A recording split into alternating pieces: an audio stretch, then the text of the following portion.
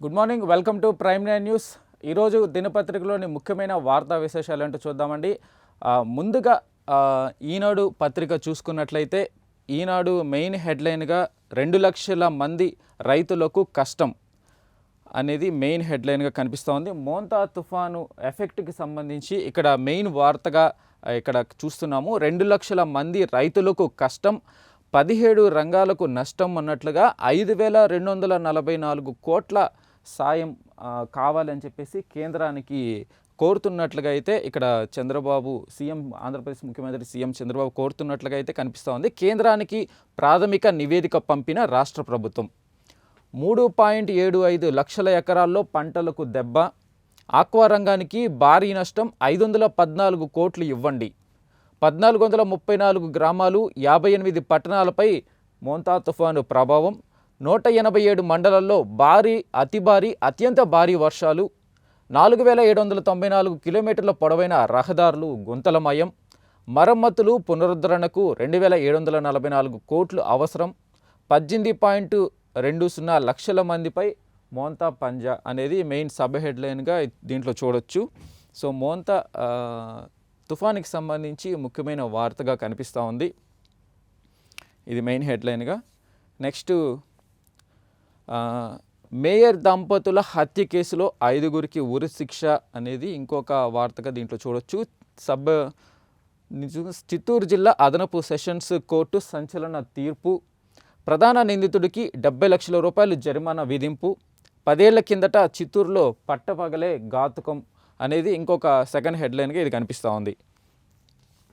Next ఇంకోటి చూసుకున్నట్లయితే ఇల్లు స్థలాలు ఇక మీ సొంతమే, గ్రామాల్లో 45 లక్షల ఆస్తులకు యాజమాన్య హక్కులు, వచ్చే మార్చిలో ప్రాపర్టీ కార్డుల పంపిణీకి సన్నాహాలు, స్వామిత్వ కార్యక్రమాన్ని గాడిలో పెట్టిన కూటమి ప్రభుత్వం అనేది ఇంకొక వార్తకు కనిపిస్తూ ఉంది. నెక్స్ట్, కాశ్మీర్ అంశంలో నెహ్రూ తప్పు చేశారు, సర్దార్ పటేల్ అభిప్రాయానికి విలువ ఇవ్వలేదు, అందుకే కొంత భాగం పాక్ ఆక్రమణలోకి వెళ్ళింది అని చెప్పేసి వల్లభాయ్ పటేల్ 150వ జయంతి వేడుకల్లో కాంగ్రెస్పై నిప్పులు చెరిగిన ప్రధాని మోడీ. గుజరాత్లో ఆయన సర్దార్ వల్లభాయ్ పటేల్ జయంతికి సందర్భంగా ఆయన ఈ వ్యాఖ్యలు చేయడం అయితే, ప్రధాని కాశ్మీర్ అంశంలో నెహ్రూ నిర్ణయం వల్లే పాక్ ఆక్రమించుకోగలిగింది కాశ్మీర్ని కొంత భాగం అని చెప్పేసి మోడీ ప్రధాని మాట్లాడినట్టుగా ఇక్కడ ఇంకొక వార్త కనిపిస్తూ ఉంది. ఈనాడులో మెయిన్ హెడ్లైన్గా ఇవే కనిపిస్తున్నాయి. ముఖ్యంగా వార్త చూసుకుంటే ఈనాడులో ఇదే కనిపిస్తూ ఉందండి.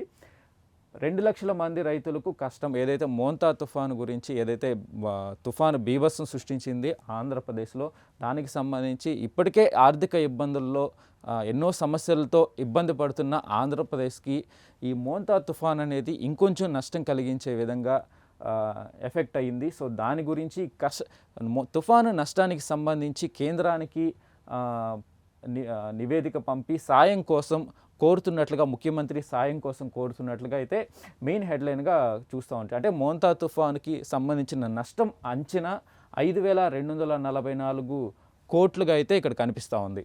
సో ఈనాడులో మెయిన్ హెడ్లైన్గా ఇవి చూసుకోవచ్చు. నెక్స్ట్, ఆంధ్రజ్యోతి పత్రిక తీసుకున్నట్లయితే ఆంధ్రజ్యోతిలో మెయిన్ హెడ్లైన్గా అభివృద్ధిని గెలిపించాలి, కంటోన్మెంట్లో 4,000 కోట్లతో పనులు చేపట్టాం, జూబ్లీహిల్స్లో గెలిపిస్తే అదే తరహాలో అభివృద్ధి చేస్తాం అనేసి ముఖ్యమంత్రి రేవంత్ రెడ్డి మాట్లాడినట్టుగా ఇక్కడ మెయిన్ కనిపిస్తూ ఉంది. మెయిన్ వార్త జూబ్లీహిల్స్ ఎలక్షన్కి సంబంధించి ఏదైతే కాంగ్రెస్ ప్రభుత్వం అభివృద్ధి చేస్తుందో దాన్ని చూసి గెలిపించాలి అన్నట్లుగా అయితే మెయిన్ వార్త కనిపిస్తూ ఉంది. ఇంకా సబ్ హెడ్లైన్ చూస్తే జూబ్లీహిల్స్లో గెలిపిస్తే అదే తరహాలో అభివృద్ధి చేస్తాం, పీజేఆర్ మరణిస్తే ఆ కుటుంబంపై పోటీ పెట్టారు, దుష్ట సాంప్రదాయాన్ని తీసుకొచ్చింది బీఆర్ఎస్ఏ, వారి మోసంతో ఇల్లు తిరుగుతున్న సొంత చెల్లెలు, కార్పెట్ బాంబింగ్ చేయడానికి బీజేపీ జాగీరా, అమీర్పేటలో ఎన్టీఆర్ విగ్రహం పెట్టే బాధ్యత నాది, ఆజార్ ఓడిన మాట ప్రకారం మంత్రిని చేశా, జూబ్లీహిల్స్ రోడ్ షోలో సీఎం రేవంత్ రెడ్డి. జూబ్లీహిల్స్ ప్రచారానికి సంబంధించి సీఎం రేవంత్ రెడ్డి చేసిన ముఖ్యమైన వ్యాఖ్యలుగా ఇది చూడొచ్చు. ఏదైతే జనార్దన్ రెడ్డి మరణిస్తే ఆ కుటుంబంపైనే పోటీ పెట్టారు అన్నట్లుగానే బీఆర్ఎస్ మీద ఆయన మాట్లాడినట్టుగా కనిపిస్తూ ఉంది. ఇంకా అజారుద్దీన్ క్రికెటర్ ఒకప్పటి కెప్టెన్ అజారుద్దీన్కి మంత్రి పదవి ఇవ్వడం మీద కూడా ఆయన వ్యాఖ్యలు చేసినట్టుగా చూడొచ్చు. ఆయన ఏదైతే జూబ్లీ హిల్స్ ఎలక్షన్స్లో అప్పుడు ఓడిపోయినా కూడా ఆయనకి ఇచ్చిన మాట ప్రకారం మంత్రిని చేశామని చెప్పేసి, అంటే మైనారిటీలకి సంబంధించి న్యాయం చేశామన్నట్లుగా కూడా రేవంత్ రెడ్డి మాట్లాడిన వ్యాఖ్యలుగా ఇవి చూడొచ్చు.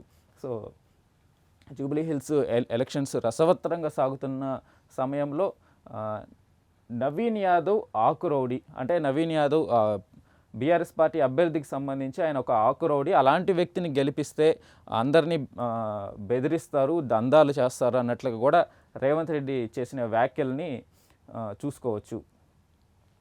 ఇంకా 8 వారాల సమయం ఇవ్వండి, 4 ఎమ్మెల్యేల విచారణ పూర్తయింది, మరో 4 విచారణ చివరి దశకు చేరింది, మిగిలిన 2 ఎమ్మెల్యేల ప్రక్రియ ప్రారంభమైంది, స్పీకర్ల కాన్ఫరెన్స్ విదేశీ పర్యటనలతో ఆలస్యమైంది, వరద సహాయ చర్యలు పనుల్లో ఎమ్మెల్యేలు బిజీ, ఎమ్మెల్యే ఫిరాయింపు కేసులో విచారణకు సుప్రీంను మరింత గడువు కోరిన స్పీకర్ కార్యాలయం. ఇవి కూడా సబ్ హెడ్లైన్స్గా ఇవి చూడొచ్చు దీంట్లో. ఇంకా నెక్స్ట్ తీసుకున్నట్లయితే మంత్రిగా అజారుద్దీన్ ప్రమాణ స్వీకారం. నిన్న ఆయన మంత్రిగా ప్రమాణ స్వీకారం చేసిన విజువల్స్ చూడొచ్చు. రాజ్భవన్లో ప్రమాణం చేయించిన గవర్నర్ జిష్ణుదేవ వర్మ. హాజరైన ముఖ్యమంత్రి రేవంత్ రెడ్డి, డిప్యూటీ సీఎం భట్టి, మంత్రులు, నేతలు. జూబ్లీహిల్స్ ఉప ఎన్నికల్లో కాంగ్రెస్ పార్టీని గెలిపించడమే నా తక్షణ కర్తవ్యం. నా గురించి కిషన్ రెడ్డికి అవగాహన లేదు. నాపై వచ్చినవి అన్ని ఆరోపణలే, ఒక్కటి కూడా రుజువు కాలేదు. భారత క్రికెట్ జట్టుకు అజార్ అందించిన సేవలు మరిచారా కిషన్ రెడ్డి? అజార్కు మంత్రి పదవి నిర్ణయం 3 నెలల కిందటే తీసుకున్నాం, పీసీసీ చీఫ్ మహేష్ అన్నట్లుగా కూడా ఇవి మెయిన్ హెడ్లైన్గా ఇవి కనిపిస్తూ ఉన్నాయండి. తెలంగాణ ప్రభుత్వానికి సంబంధించి మంత్రి వర్గ విస్తరణలో ఇది ఒక భాగంగా కూడా చెప్పుకోవచ్చు. అజారుద్దీన్ని మంత్రిగా ఎన్నిక చేయడం కూడా.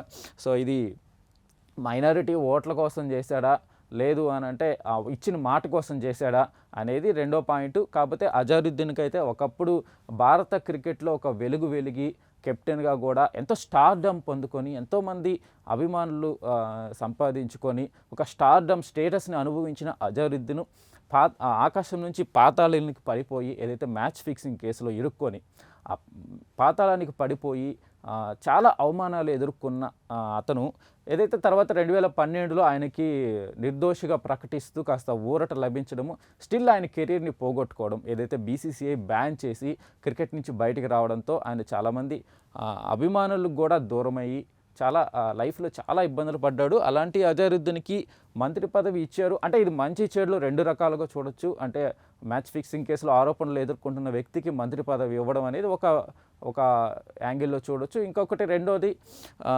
ఒకప్పటి ఇండియన్ కెప్టెన్ స్టార్డమ్ అందుకున్న అతను, ఎంతోమంది నీరాజనాలు పొందిన అతను క్రికెట్లో. సో అలాంటి వ్యక్తికి మళ్ళీ పునర్వైభవం అనుకోవచ్చు ఒక రకంగా ఒక మంత్రి పదవి ద్వారా అన్నట్లుగా కూడా ఈ వార్త చూడొచ్చు. సో ఆయన తర్వాత అభివృద్ధి చేస్తాడా, ప్రజల మన్ననలు అందుకుంటాడా, రాజకీయాల్లో సక్సెస్ అవుతాడా అనేది కూడా అజారుద్దీన్ విషయంలో చూడాలి మనం. సో ఇది ఇంకొక వార్తగా మనం చూడొచ్చండి.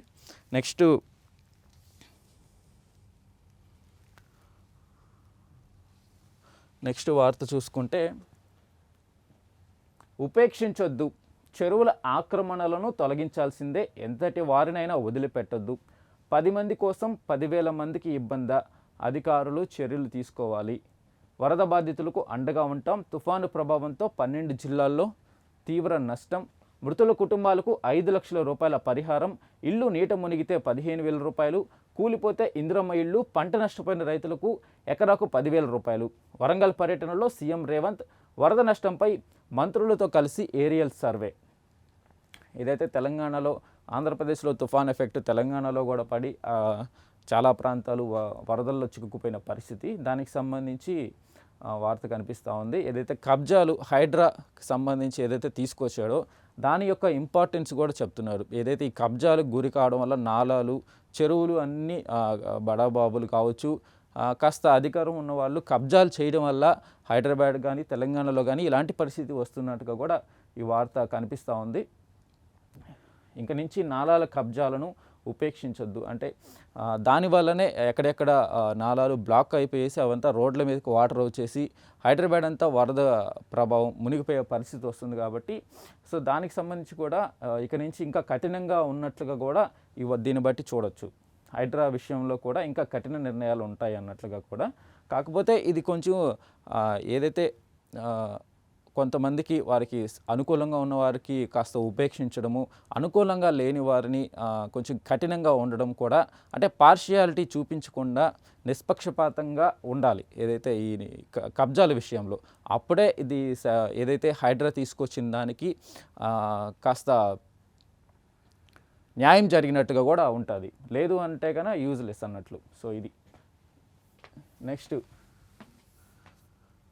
నాగారం భూముల వివాదం, ఐఏఎస్ ఐపీఎస్లకు ఊరట, నిషేధిత జాబితా నుంచి సర్వే నెంబర్లు 194, 195 తొలగింపు, అవి పట్టా భూములేనని కలెక్టర్ తెలిపారు. పిటిషనర్ కూడా భూదాన్ భూములు కాదన్నారు. విచారణ సందర్భంగా హైకోర్టు డివిజన్ బెంచ్ వ్యాఖ్యలు, సింగిల్ జడ్జి ఆదేశాలు కొట్టివేత, సర్వే నెంబరు 181, 182లపై ఆదేశాలు యథాతథం. ఏదైతే నాగారం భూములకి సంబంధించి ఇక్కడ వార్తగా దీన్ని చూడొచ్చు. నాగారం భూముల విషయంలో ఐఏఎస్ ఐపీఎస్లకు హైకోర్టు డివిజన్ బెంచ్లో ఊరట లభించింది. ఐఏఎస్ ఐపీఎస్ భూములు ఉన్న రంగారెడ్డి జిల్లా మహేశ్వరం మండలం నాగారం సర్వే నెంబర్లు 194, 195లను నిషేధిత జాబితా నుంచి తొలగించాలని పేర్కొంటూ హైకోర్టు డివిజన్ బెంచ్ శుక్రవారం ఆదేశాలు జారీ చేసింది. సర్వే నెంబర్లు 194, 195లోని భూములు పట్టా భూములేనని జిల్లా కలెక్టర్ పేర్కొన్నారు. ఈ వివాదంలో తొలుత పిటిషన్ దాఖలు చేసిన బీర్ల మల్లేష్ కూడా అవి భూదాన్ భూములు కాదన్నారని, ఈడీ కూడా అభ్యంతరం వ్యక్తం చేయలేదని డివిజన్ బెంచ్ తెలిపినట్లుగా ఇక్కడ వార్త కనిపిస్తోంది. మిగతాది 14వ పేజీలో ఉన్నట్లుగా కూడా ఉంది. ఇక్కడ నిషేధిత భూములు ఏవైతే ఉన్నారో ఆ జాబితా రెడీ చేసి గ్రామాల వారీగా 22A జాబితా సిద్ధం. రాష్ట్రంలోని 10,953 రెవెన్యూ గ్రామాలకు 10,510 గ్రామాల వివరాలు అందుబాటులో. మరో 2 రోజుల్లో 100% జాబితా. సబ్ రిజిస్ట్రార్లకు పంపిన జిల్లా కలెక్టర్లు. కొన్ని జిల్లాల్లో జాప్యంపై రెవెన్యూ శాఖ కార్యదర్శి ఆగ్రహం. రిజిస్ట్రేషన్ శాఖ CCLA ఇచ్చిన ఫార్మాట్లు వేరువేరుగా ఉన్నందునే జాప్యం అంటున్న కలెక్టర్లు. ఇది ఇంకొక వార్తగా ఇది చూడొచ్చు. నెక్స్ట్,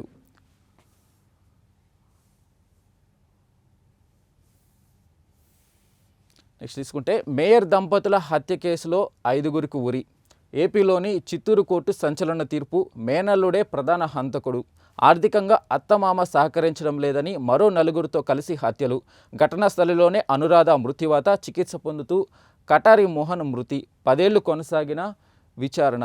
ఏదైతే మేయర్ దంపతుల హత్య కేసుకు సంబంధించి తీర్పు వచ్చినట్లుగా 5గురికి ఉరిశిక్ష ఖరారైనట్టుగా కూడా ఇక్కడ వార్త కనిపిస్తూ ఉంది.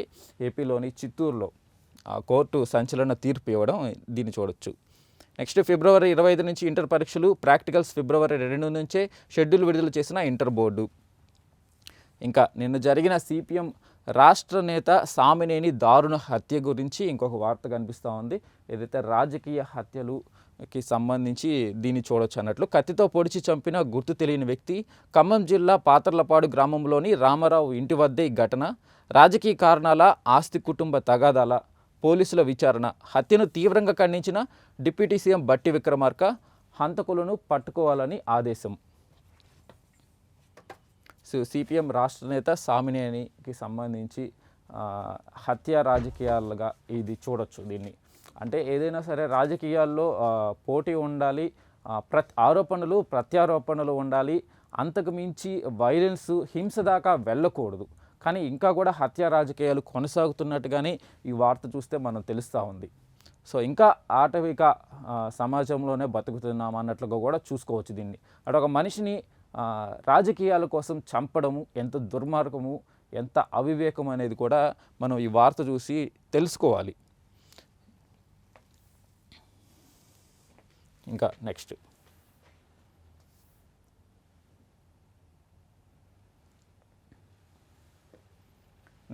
ఇంకొక వార్త చూసుకుంటే,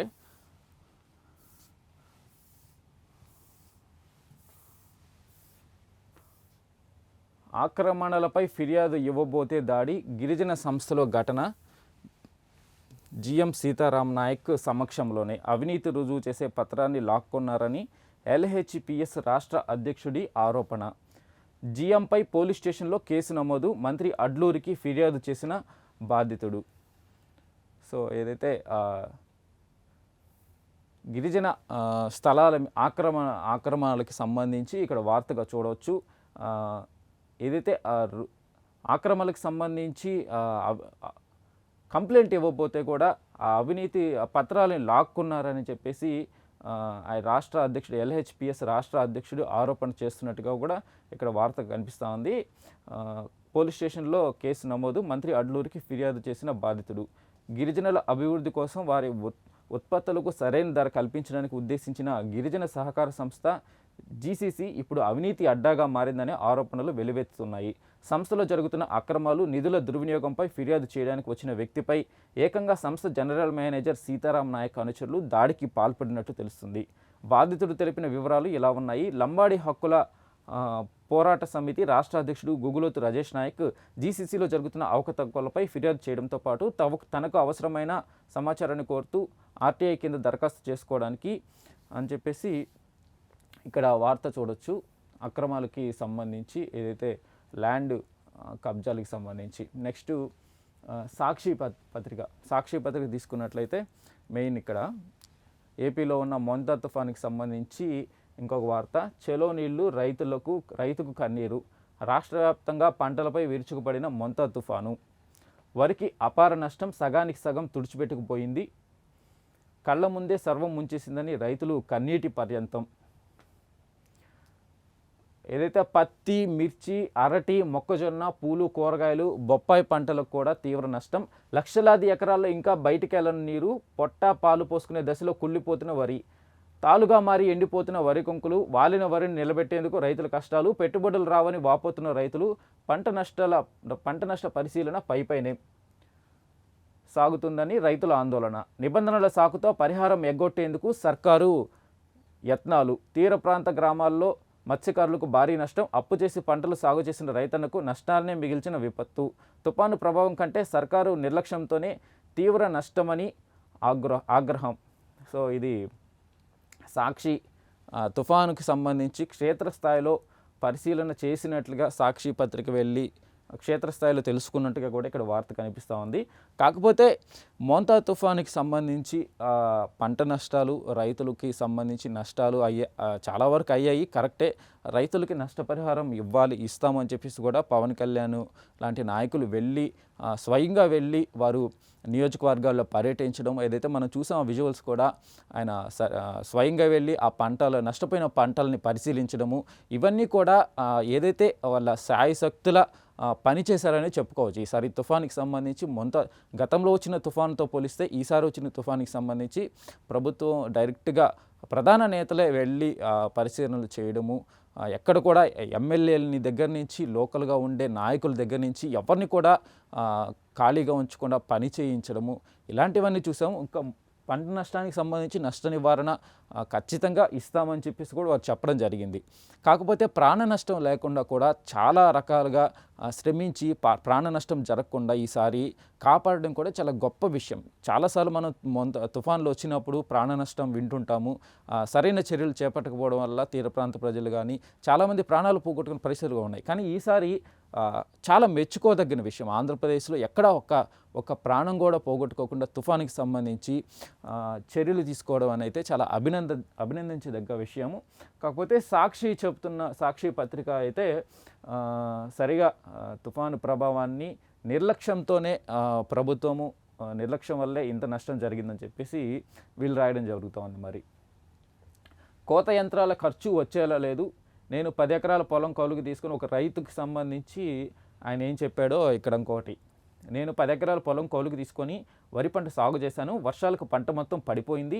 లక్షల రూపాయలు పెట్టుబడులు పెట్టి పండించిన పంటను పొలాల్లో వదిలేయలేను. అలాగని కోపిద్దామనుకుంటే యంత్రాల ఖర్చు కూడా వచ్చేటట్లేదు. సో ఇది నిజమే, కరెక్టే. ఎందుకంటే ఒక రైతు పంట పండించడము, సో అది పంట పండించాక చాలా వరకు పట్టురాలి పడిపోవడం వానకి గాలికి. ఇప్పుడు అది కొయ్యలేరు, కోసిన కోతకు సంబంధించిన డబ్బులు కూడా రావు. ఒకవేళ కొయ్యకుండా అలా వదిలేసుకోలేరు చూస్తూ. సో ఇది చాలా దారుణమైన పరిస్థితి అన్నట్లు. సో ఇలాంటి ఇబ్బందులు కూడా ఉన్నాయి. ఖచ్చితంగా ప్రభుత్వం నేను చర్యలు తీసుకుంటాం, నష్ట నివారణ చర్యలు తీసుకుంటామని చెప్పేసి కూడా హామీ ఇవ్వడం జరిగింది. సో అందని సాయంపై ఆగ్రహ జ్వాల అని చెప్పేసి కూటమి ప్రభుత్వ తీరుపై తుఫాను బాధితుల నిరసన గళం, ఎమ్మెల్యేలు ప్రజాప్రతినిధుల నిలదీత, విశాఖ మాధవధార వాంబే కాలనీలో జవాబు ఇవ్వలేక జారుకున్న BJP MLA Vishnukumar Raju, నెల్లిమర్లలో Janasena MLA మాధవికి చేదు అనుభవం, కాకినాడ రూరల్ ఎమ్మెల్యే నానాజీకి నిరసన సెగ అని చెప్పేసి ఇక్కడ తుఫాను బాధితులు విజయనగరం జిల్లా నెల్లిమర్ల జనసేన ఎమ్మెల్యే లోకా మాధవిని నిలదీస్తున్న బాధితులు. ఏదైతే కూటమి తుఫానికి సంబంధించి నష్టపరిహారానికి సంబంధించి బాధితులు నిలదీస్తున్నట్టుగా జనసేన ఎమ్మెల్యేని, సో ఆ ఫోటో అయితే సాక్షి పేపర్లో వేయడం జరిగింది.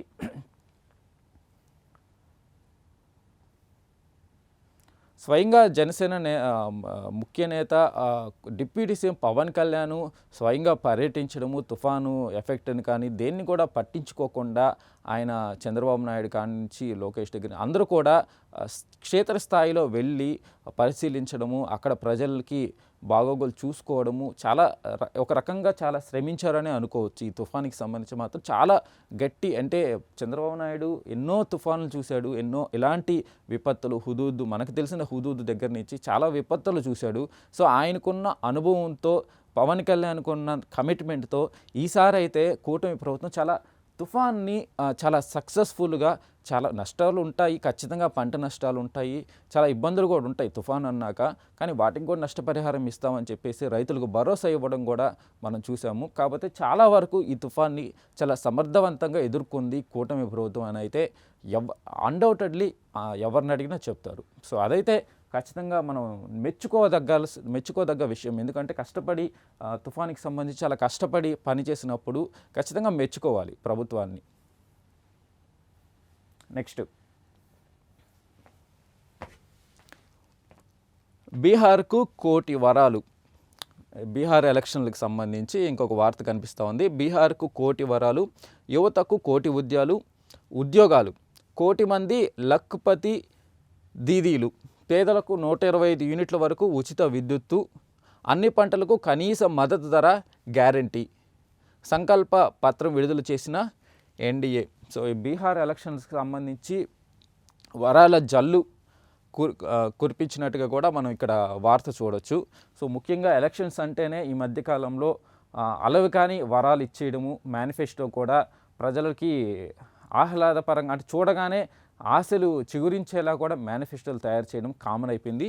సో అదే కోవలో బీహార్లో కూడా చాలా ఇంకొంచెం నెక్స్ట్ స్టెప్లో వరాలు ఇవ్వడం కూడా మనం చూస్తున్నాం. అంటే యువతకు కోటి ఉద్యోగాలంట, కోటి మందికి లఖ్పతి దీదీలు, పేదలకు 125 యూనిట్ల వరకు ఉచిత విద్యుత్తు, అంటే ఇంకా మొత్తం ఫ్రీ విద్యుత్ కానించి, విద్య కానించి, ఉద్యోగాలు ఏది లేదు అనేది లేకుండా అన్ని పంటలు కనీస మద్దతు ధర, ప్రతిదీ ఇంకా ఎవ్రీథింగ్ మేనిఫెస్టోలో పొందుపరచడం చూస్తున్నాం. సో ఇవన్నీ అమలు చేస్తే కనుక మన ఇండియా అమెరికా అవుతుంది.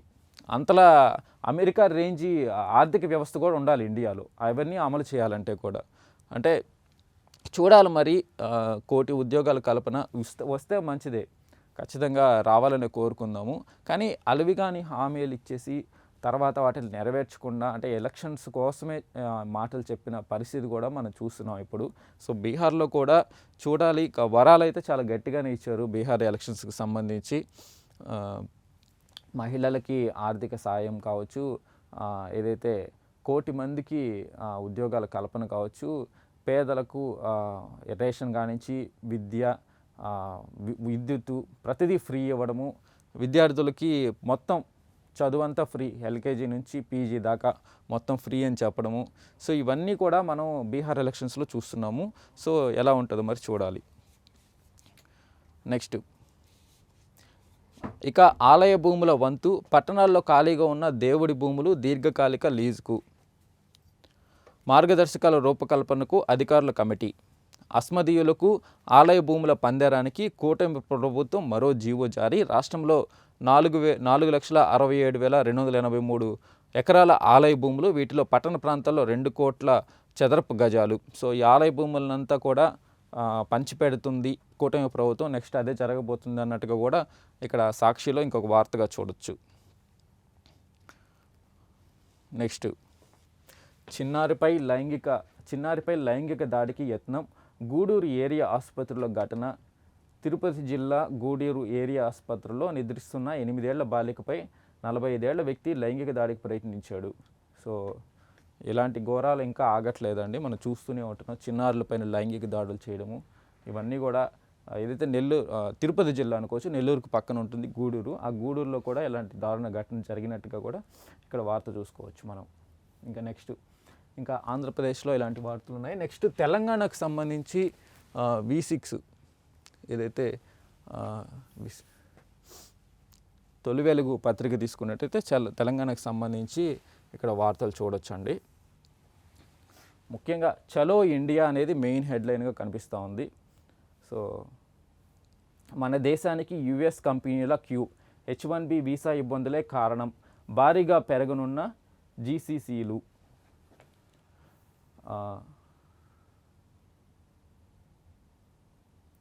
ట్రంప్ సర్కారు విధించిన H1B వీసా ఆంక్షలతో అమెరికా కంపెనీల వ్యూహాలను మార్చుకుంటున్నాయి. H1B వీసాలతో ఇండియా నిపుణులను అమెరికా రప్పించేందుకు బదులు ఇక్కడే ఆఫీసులు తెరవాలని అమెరికా కంపెనీలు భావిస్తున్నట్టుగా ఇక్కడ వార్త కనిపిస్తూ ఉంది. సో దీనివల్ల మన దేశానికి ఏదైతే ఇక్కడి నుంచి మన ఎంప్లాయీస్ని తీసుకొని అక్కడ కంపెనీలు పని చేసుకుంటున్నాయి. కాకపోతే ఇక్కడి నుంచి ఎంప్లాయీస్ దగ్గరికే కంపెనీలు అన్నట్టు. అంటే మన ఇండియన్ ఎంప్లాయీస్ యొక్క ఇంపార్టెన్సు ఎలా ఉందో ఈ వార్త ద్వారా మనకు తెలుస్తూ ఉంది. ఫలితంగా మన దేశానికి మరిన్ని గ్లోబల్ క్లాపబిలిటీ సెంటర్స్ వస్తాయని భావిస్తున్న ఆర్థిక వ్యవహారాలు, పరిశోధన, అభివృద్ధి వంటి పనులు చేయడానికి ఇతర దేశాల్లో విదేశీ కంపెనీలు ఏర్పాటు చేసే సంస్థలను GCCలు అంటారు. ప్రపంచంలో అతిపెద్ద ఆర్థిక వ్యవస్థ అయిన భారత్లో 1700 GCCలు ఉన్నాయి. ప్రపంచంలోనే GCCలలో సగానికి పైగా ఇక్కడ ఏర్పాటయ్యాయి. టెక్నాలజీ సపోర్టు, లగ్జరీ కార్ల డాష్ బోర్డుల డిజైన్ నుంచి కొత్త డ్రగ్స్ వరకు అవి ఆవిష్కరణలకు కేంద్రంగా భారత్ ఎదిగింది. చాలా అమెరికా కంపెనీలు వ్యాపారాలను ఇండియాగా మార్చడం గురించి ఆలోచిస్తున్నాయని Deloitte India senior executive Rohan Lobo అన్నారు. GCCల ఏర్పాటు కోసం ప్లాన్లను రెడీ చేస్తున్నామని వెల్లడించారు. ముఖ్యంగా ఆర్థిక సేవలు, టెక్నాలజీ రంగాలకు చెందిన కంపెనీలు భారత్ వైపు చూస్తున్నాయని తెలిపారు. సో ఏదైతే USకి సంబంధించి ట్రంప్ తీసుకుంటున్న H1B వీసా ఏదైతే నిర్ణయాలు ఉన్నాయో దానివల్ల అయితే ఇండియా నుంచి టాలెంట్ మైగ్రేషన్ అనుకోవచ్చు. ఇండియాలో ఉన్న టాలెంట్ అంతా కూడా USకి వెళ్ళి అక్కడ పనిచేయడము, సో వారి కంపెనీల అభివృద్ధికి పాటుపడడం. కాకపోతే మనకు విదేశీ ద్రవ్యం వచ్చినా కూడా మన టాలెంట్ అనేది అమెరికాకి వెళ్ళిపోతున్న పరిస్థితి. కాకపోతే ఈ H1B వీసాల వల్ల చాలామంది ఇండియన్స్ అమెరికాకి వెళ్ళలేని పరిస్థితి వచ్చింది. సో కానీ అక్కడ కంపెనీలు, అమెరికాలో ఉన్న కంపెనీలు ఇండియన్స్ని వదులుకునే పరిస్థితి లేదు అనేసి ఈ వార్త ద్వారా మనం తెలుసుకోవచ్చు. ఎందుకంటే మన వారికి స్కిల్ ఎక్కువ, ప్లస్ చాలా తక్కువ అమౌంట్తో శాలరీతో కూడా పనిచేయడం జరుగుతుంది. కాబట్టి ఆ కంపెనీలు ఇండియన్స్ని వదులుకునే పరిస్థితులు లేవు. సో అందుకనే వారు సరికొత్త ప్లాన్స్తో ముందుకు వస్తున్నట్టుగా కూడా ఈ వార్త చెప్తా ఉంది. మెయిన్ ఇంకా నెక్స్ట్ GSTతో క్విక్ బైట్స్గా ఇవి ఉన్నాయి. GSTతో 100 కోట్లు ఆదా. GST 2.0 వల్ల అమెజాన్ గ్రేట్ ఇండియన్ ఫెస్టివల్లో తమ సెల్లర్లు 100 కోట్ల రూపాయలకు పైగా ఆదా చేశారని అమెజాన్ ప్రకటించింది. ఈ సేల్ మొదటి 24 గంటల్లో 40% కస్టమర్ ఆర్డర్లు అదే రోజు లేదా మరుసటి రోజు డెలివరీ చేశామని ప్రకటించింది. కొత్త GST రేట్లకు సులభంగా మారడానికి లక్షలాది సెల్లర్లకు సాయం చేశామని తెలిపింది. ఈ సేల్లో రిజిస్ట్రేటర్లు, వాషింగ్ మిషన్లు, ఎయిర్ కండిషనర్లు, మొబైల్స్ వారీగా అమ్ముడయ్యాయని తెలిపింది. సో క్విక్ బైట్స్లో ఇంకొకటి బుర్రా వెంకటేశ్వర్లకు అవార్డు వచ్చినట్టుగా ఇంకొక వార్త కనిపిస్తూ ఉంది. SME రంగానికి విశిష్ట సేవలు అందించినందుకు గాను. నెక్స్ట్ తెలంగాణలో Rapido heritage captains initiative. Telangana సాంస్కృతిక వారసత్వంపై అవగాహన పెంచడానికి ర్యాపిడో రాష్ట్ర ప్రభుత్వ యువజన అభివృద్ధి, పర్యాటక సాంస్కృతిక శాఖతో ఒప్పందం చేసుకుంది. దీని ద్వారా ఎంపిక చేసిన ర్యాపిడో కెప్టెన్లకు తెలంగాణ వారసత్వ స్థలాలు, చరిత్ర, సంస్కృతిపై శిక్షణ ఇస్తారు. తెలంగాణ టూరిజం కాంక్లేవ్ 2025లో ర్యాపిడో హెరిటేజ్ కెప్టెన్స్ ఇనిషియేటివ్ ప్రారంభించారు. శిక్షణ పొందిన కెప్టెన్స్ని గుర్తించడానికి ర్యాపిడో యాప్లో ప్రత్యేకంగా హెరిటేజ్ కెప్టెన్ బ్యాడ్జ్ ఉంటుంది. ఇంకా నెక్స్ట్ యూరో బ్రాండ్కు ఖుషీ కపూర్ ప్రచారం. క్విక్ బైట్స్లో ఇవి చూడొచ్చు.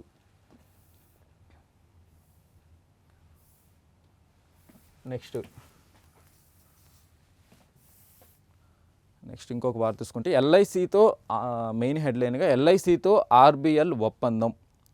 అనేది ఇంకొక వార్త కనిపిస్తూ ఉంది. ఎల్ఐసి ఆర్బీఎల్ బ్యాంకుతో బ్యాంక్ అష్యూరెన్స్ భాగస్వామ్యం కుదుర్చుకుంది.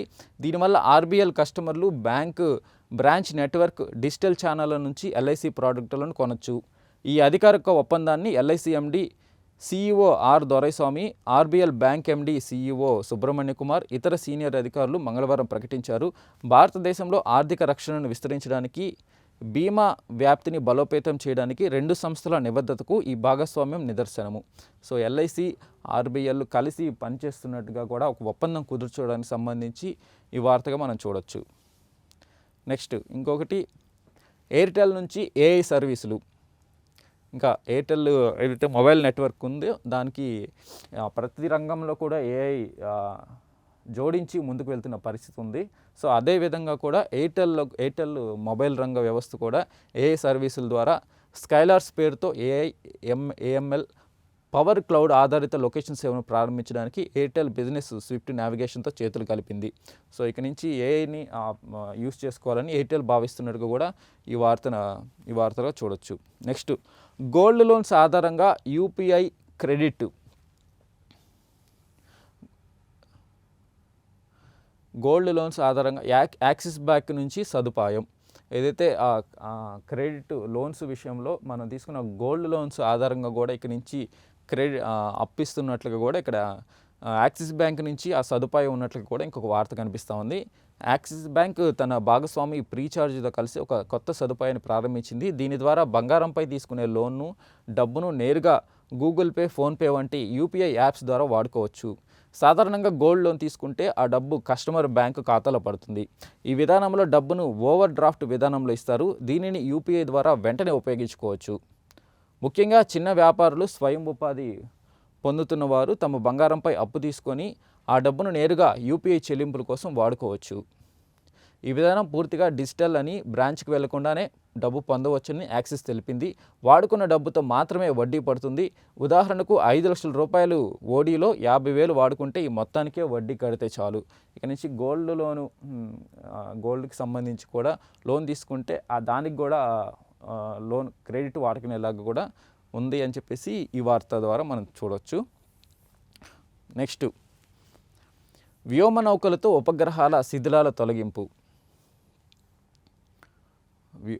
అని చెప్పేసి ఏదైతే శాటిలైట్ వ్యవస్థకు సంబంధించి వ్యోమనౌకలతో ఉపగ్రహాల శిథిలాల తొలగింపు. హైదరాబాద్కు చెందిన కాస్మోస్ స్పేస్ అనే స్టార్టప్ సంస్థ అంతరిక్ష వ్యర్థాలు, నిరుపయోగంగా మారిన ఉపగ్రహాలను తొలగించేందుకు రోబోటిక్ వ్యోమనౌకలను అభివృద్ధి చేస్తుంది. ఏదైతే శాటిలైట్కి సంబంధించి శిథిలాలు ఉంటాయి దాన్ని తొలగించడానికి కూడా రోబోటిక్ వ్యవస్థ ద్వారా తొలగించే ప్రక్రియలో భాగంగా కూడా చర్యలు తీసుకుంటున్నట్టుగా కూడా ఇంకొక వార్తగా చూడొచ్చు మనం. నెక్స్ట్,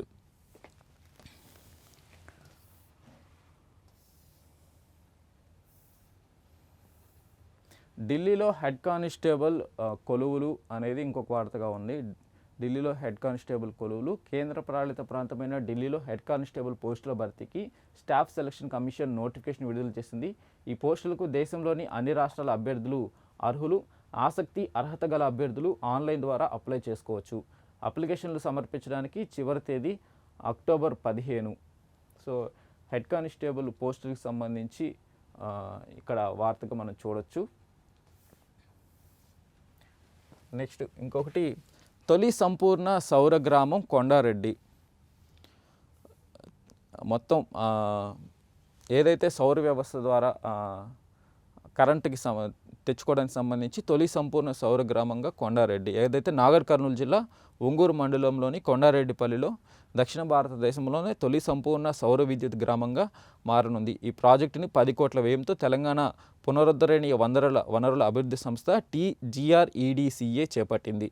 ఇదైతే తర్వాత నెక్స్ట్ విద్యుత్కి సంబంధించి సూర్యుడి మీద ఆధారపడే పరిస్థితి వస్తున్న నేపథ్యంలో తెలంగాణలో ముందుగా ఈ ప్రాజెక్టు చేపట్టింది తెలంగాణ ప్రభుత్వం గ్రామం కొండారెడ్డి గ్రామంలో. సో ఇది ఇంకొక వార్తగా చూడొచ్చు. సో ముఖ్యమైన వార్తలుగా విశాలాంధ్రలో కూడా ఇవే ఉన్నాయండి. సో ఇది ఇవాల్టి ముఖ్యమైన ఏదైతే పేపర్లో ఉన్న ముఖ్యమైన headlines. So keep watching Prime 9 News.